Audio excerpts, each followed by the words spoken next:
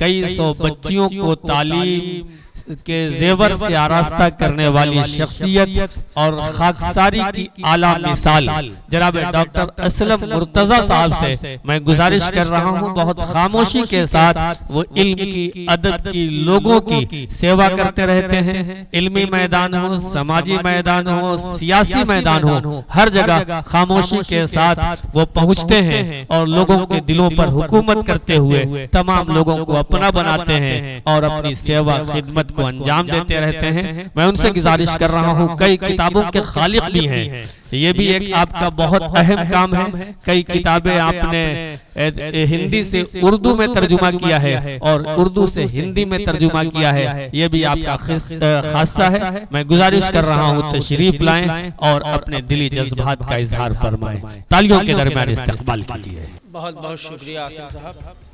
सदर साहब की इजाज़त के बगैर हम आगे नहीं बगैर आगे नहीं बढ़ेंगे। आप समझें तो जुमले को आप आगे बीच में ही रोक देते हैं। ये हमारे उस्ताद मोहतरम डॉक्टर मखमूर काकोरी हैं।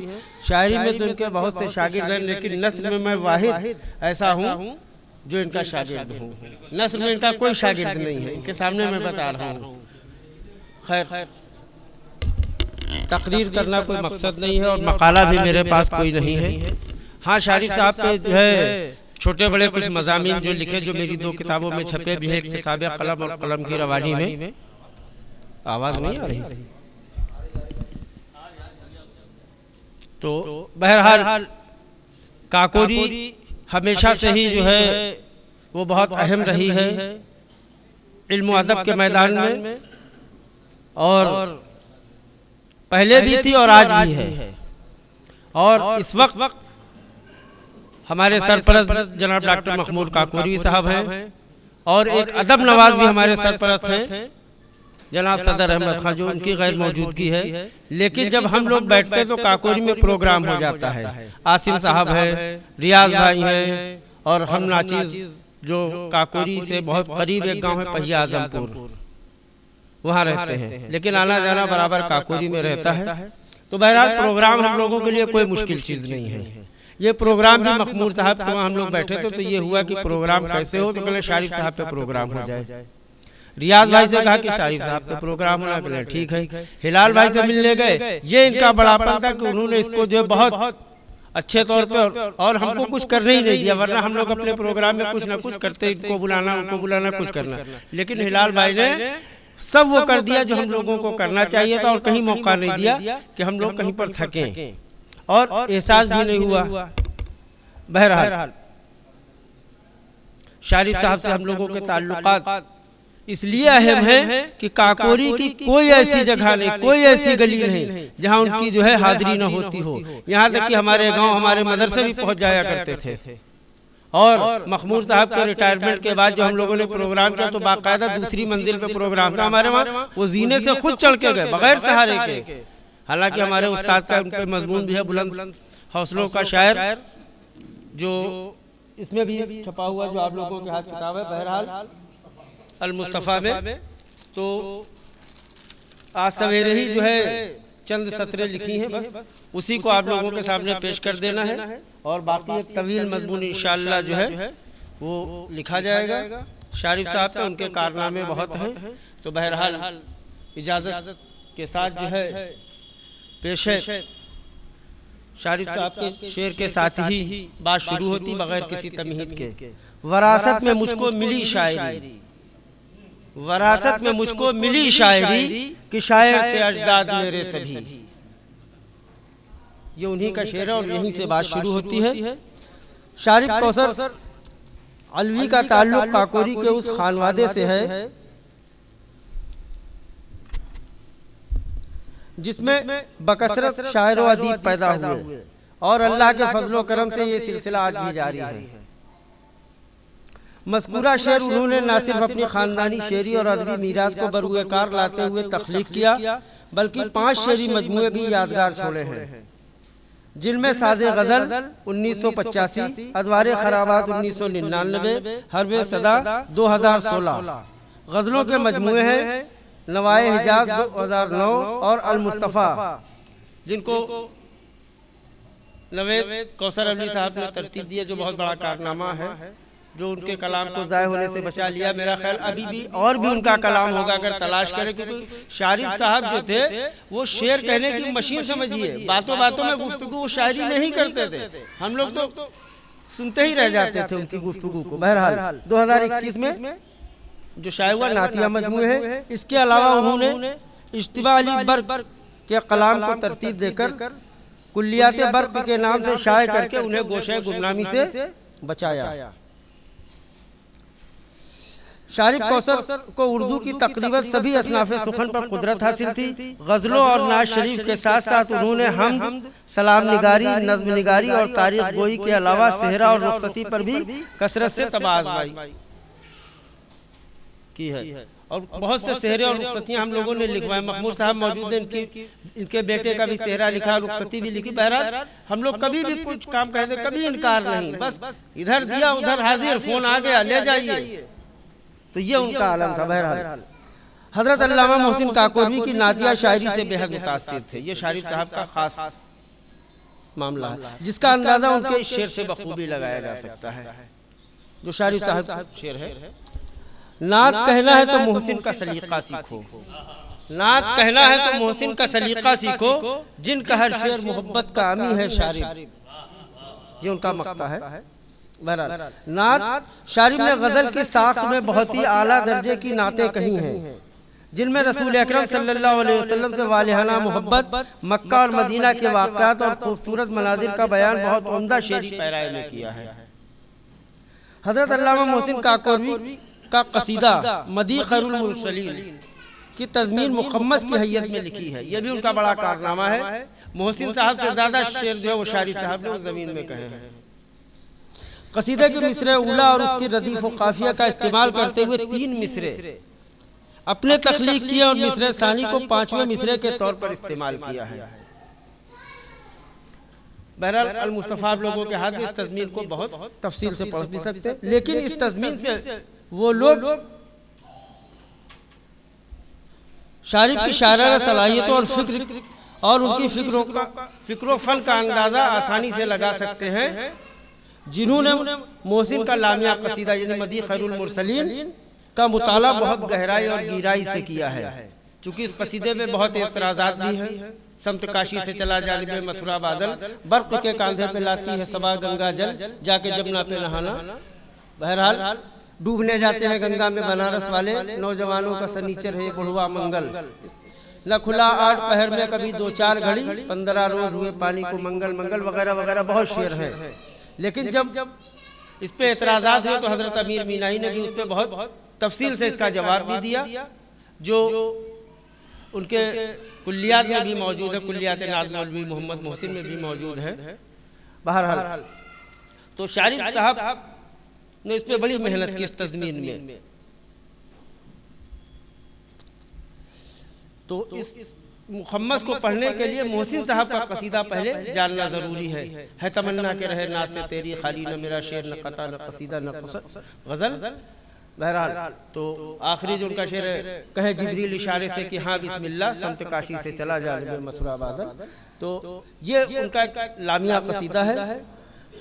साज़े गज़ल के दीबाजे के मुताबिक शारिफ कौसर अलवी ने अपनी शायरी का आगाज़ 11 साल की उम्र में तकरीबन 1972 में किया, फिर उसके बाद कभी पीछे मुड़कर नहीं देखा। उनकी इब्तिदाई शायरी पर इज़हार ख्याल करते हुए डॉक्टर वलीउल हक अंसारी लिखते हैं, शारिफ कम उम्री और उनकी इब्तिदाई शेरी काविशों को जहन में रखते हुए अगर देखा जाए तो उनका मौजूदा कलाम उनकी नातों और उनकी गज़लियात पर मुश्तमिल है। ये उनका कोटेशन है वलीउल हक अंसारी साहब का, गज़लियात पर मुश्तमिल है, उनके शायराना मुस्तक़बिल की गम्माज़ी कर रहा है, ये उनका कोटेशन है। बहरहाल डॉक्टर वलीउल हक अंसारी की पेशन गोई बिल्कुल सच साबित हुई। जो उन्होंने पहले उनका जो 1985 में साज़े गज़ल के नाम से जो उनका शेरी मजमुआ छपा था, जिस पर उन्होंने जिसकी तकरीर में उन्होंने लिखा, और वो पेशन गोई बाद में बिल्कुल सच साबित हुई कि शारिफ कौसर ने उर्दू शायरी में वो अजीम कारनामा अंजाम दिया जो उनके आबाओ अजदाद उनसे पहले नहीं कर सके, जिसका एतराफ़ उन्होंने इस तरह किया कि शायर थे अजदाद मेरे सभी, क्योंकि ये कोई मकाला नहीं, अभी मैंने सवेरे बस ऐसे ही जो है बस उनकी कुछ किताबों को अलट पलट करके ही उसी से लिख लिया है। हाँ। बकौल प्रोफेसर शबीब अलवी तवील मजमून अल मुस्तफ़ा में मौजूद है, उसी का एक जुमला मैंने लिया है कोटेशन के तौर पर, सिर्फ एक जुमले में बात है। उनके अजदाद में मजमूई तौर पर किसी का कलाम इतना नहीं है।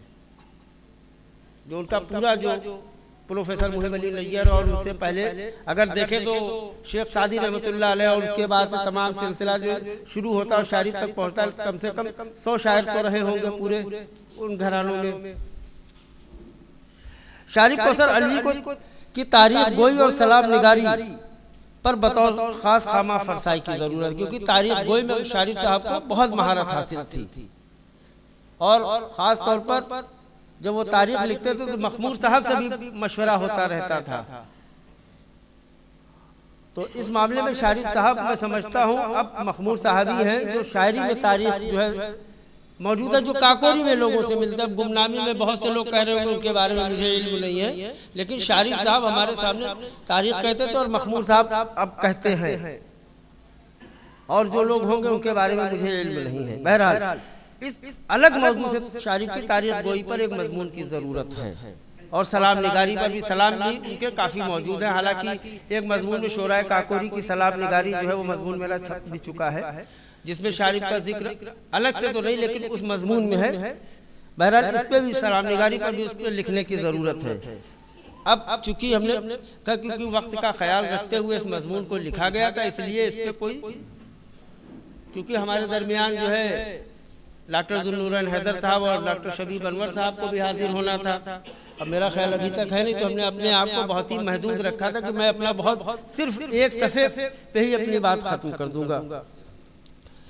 बहरहाल तो इंशाअल्लाह जो है मजमून जो है इस मौजू पर शारिक साहब पर इंशाअल्लाह ज़रूर लिखूंगा। और वैसे खाकसार उनकी शख्सियत और शायरी के हवाले से दो मजमून मैंने पहले बताया जो मेरी किताब में है, इक़्तिसाब कलम और कलम की रवानी।